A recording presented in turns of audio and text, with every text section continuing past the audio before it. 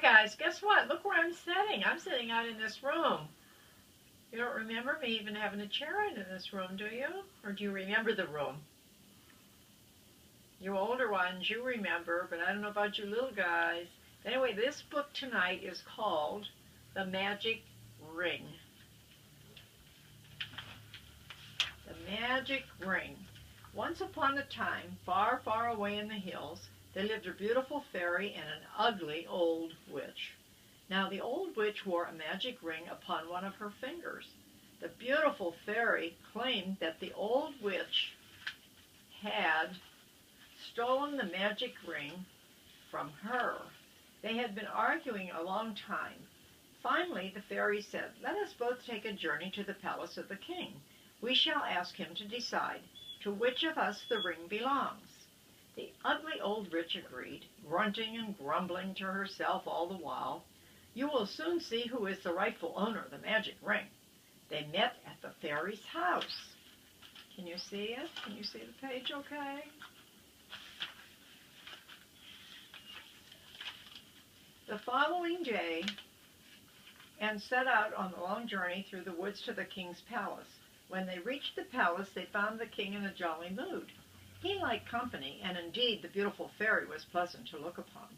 "Now just what can I do for you?" he asked. "Well," began the old witch, "do you see this magic ring? I bought it from a cobbler," I have trouble turning, "in the land of many flowers, but the fairy says I have stolen it from her." The king took the ring and examined it very carefully. "I find no name upon this ring. Therefore, there is only one way in which I can tell to whom it belongs." Handing it to the old witch, he said, "Let me see what enchantment you can work with it." The old witch rubbed the ring and nothing happened. Then the king handed the ring to the fairy. She kissed it and touched the king's silver bowl with it. Instantly, the bowl turned into pure gold. Wow! The king was so surprised he could hardly believe his eyes. Handing the ring to the fairy, he said, "Rings belong to those who can use them." Now the ugly old witch was very, very angry. Touching the king with her wand, she said, "Donkeys' heads belong to those who deserve them." Hardly had she left the palace when the king became a man with a donkey's head. Oh, goodness, can you see that?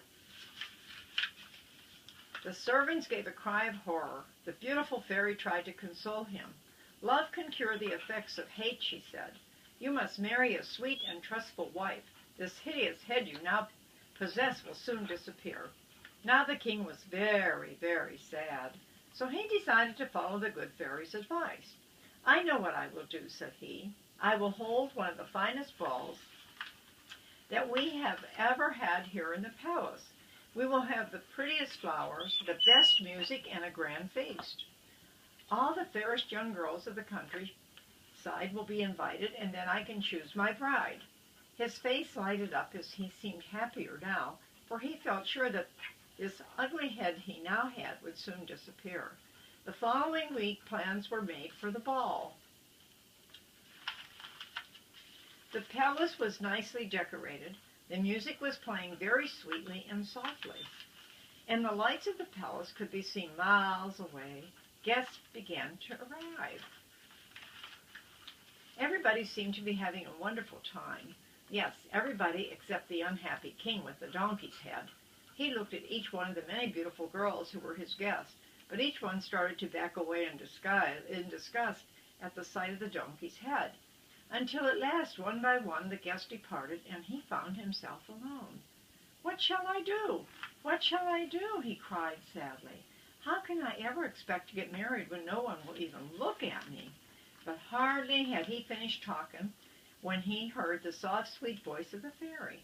"Do not be sad. Just keep right on trying. You will surely succeed at last." He asked around, but he could see no one standing near him. How strange! How very, very strange, he thought. He walked down to the garden. As he reached the garden wall, he saw a shadow moving behind the bushes. "Who's there?" he called, but there was no reply. As he walked closer, he suddenly noticed a pretty beggar maid. She was barefooted and dressed in rags. Having no fine clothes, she was ashamed of her looks, so she hid in the garden to watch the grand ball. The king looked at her as he looked. As he looked, he noticed that her eyes were full of pity and shyness and love. Then he said, "You shall be my queen." The beggar maid arose. She was too surprised and happy to talk. The king led her to the palace. There he chose 10 maids of honor to array her in costly robes and pretty jewels. When at last she was ready and standing before him, he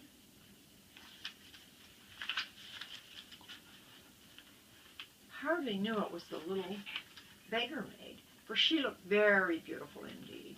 He took her to the church, where they were quietly married.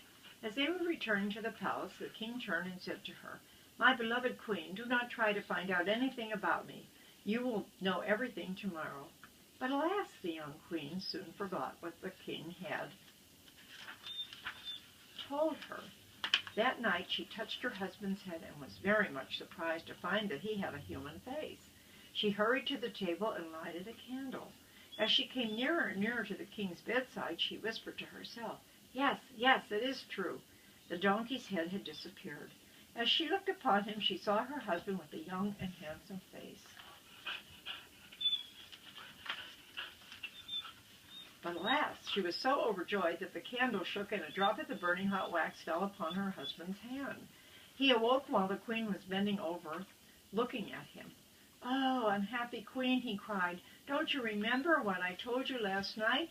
You were not to try to learn anything about me until morning. Tomorrow morning, the spell would have been entirely removed. Now, because you did not obey me, the witch has regained her power over me, and I must go and live with her in the land of many flowers." Before she had time to answer, he had disappeared. Now the young queen was very, very sad. "It is all my fault. It's all my fault," she kept saying over and over. She loved her husband very much, and she did not feel that she could live without him. So she dressed quickly and started out to find the land of many flowers. She had not gone very far when she met the beautiful fairy. "Will you please show me the way to the land of many flowers?"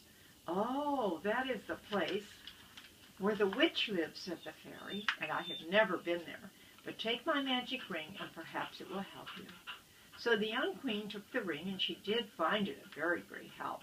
She had only to kiss the ring and touch a stone with it, in order to obtain gold with which to buy food and lodging along the way.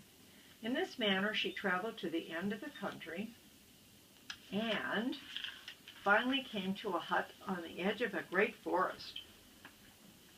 In the hut was a little old woman, and the young queen said, can you see the picture? I was having trouble with these pages. Said to her, "Please show me the way to the land of many flowers. I do not know where it is," said the little old woman, "but my pig often goes there and comes back laden with precious things. However, she departs so suddenly that I can never tell when she is about to go." "Very well," said the young queen. "I will sleep right beside your pig and wait until she sets out for the land of the flowers. Then I can follow right behind her and find the way." She said goodbye to the old woman and hurried along until she came to the big red barn. There she found the pig sound asleep. He must have been very tired, for he was snoring very loudly. She lay down in her beautiful robe in the straw beside the pig. In the middle of the night,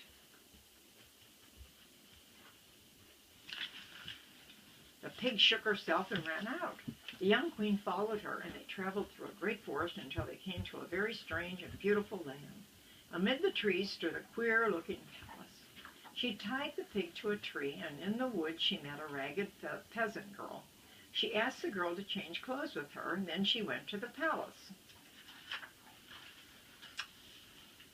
and asked for work and was engaged as a maid. "You must work very hard and help me to get the big feast ready," said the cook. The long white table standing in the middle of the kitchen was filled with a variety of food. There were 2 large turkeys, pies and cakes, squash and pumpkins, and all kinds of fruit and nuts and candies. The busy cook talked as she worked.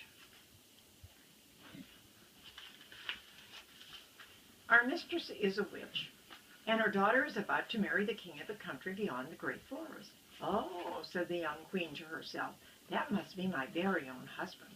That afternoon, when all was quiet in the palace, and the maids had gone to take their afternoon nap, the young queen crept very, very quietly up the beautiful, winding stairway. She peeked into the room where the young king was sitting all alone. He looked very sad and lonely indeed. An open book lay on the table beside him. Perhaps he had been reading, but just now he appeared to be in deep thought. He was clad in a very handsome robe. Yes, it is true, said she. There is my own dear husband. But she dared not to speak to him while daylight lasted. She carefully made her way to the kitchen again, where she found the cook and her helpers busy preparing the evening meal. The young queen shared her secret with no one, for she was afraid that the witch might find out that she was the king's wife. She did her work quietly and pleasantly, and seldom spoke to anyone. When supper was over and all the evening's work was done, the young queen retired. She lay down on her lowly bed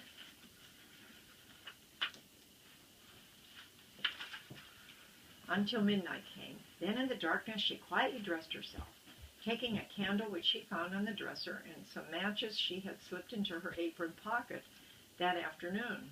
She carefully turned the knob of the bedroom door. Once more she found herself in the big hallway. She hurried up the stairway and crept softly into the room where the young king lay. The queen lighted her candle and gently awakened him. At first he did not know her, but when she touched him with the fairy's magic ring, he remembered her at once.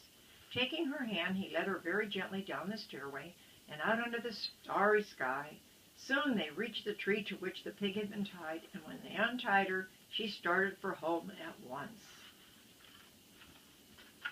They followed her in the moonlight across the great forest. At daybreak they came to their own country, where they lived in peace and happiness ever after. Did you like that story? That was a long story, but I had a little trouble turning the pages on this book. This book is really old, and it's kind of falling apart, so I had to tape it a little bit, so the pages were really hard to move. So I hope it was okay. I hope you enjoyed it. I love ya. Doo-doo-doo. This one was